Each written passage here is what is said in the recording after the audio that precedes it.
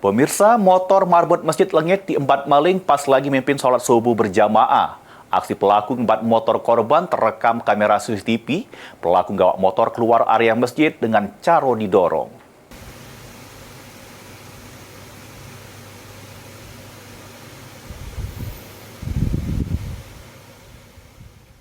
Rekaman CCTV ini selik ke aksi curanmor di Masjid Ar-Rozak, Jalan Dr. Hakim, Kecamatan Ilir Timur 1, Palembang.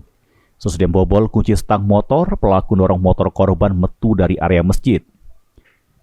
Menurut kawan korban, pas kejadian korban yang merupakan marbot masjid lagi mimpin sholat subuh berjamaah.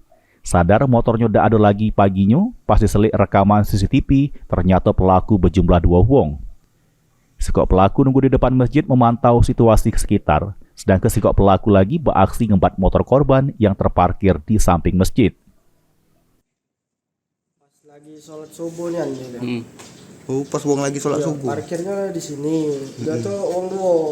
Nah, sikoknya mantau, baru yang sikoknya yang ini ngeksekusinya langsung ngajar ya. Di depan gerbang.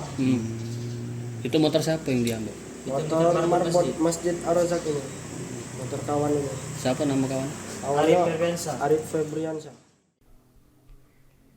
Sesudah kejadian, korban langsung melapor ke Polsek, berharap para pelaku cepat ketangkep serta motornya bisa balik lagi. Mulyadi, PAL TV.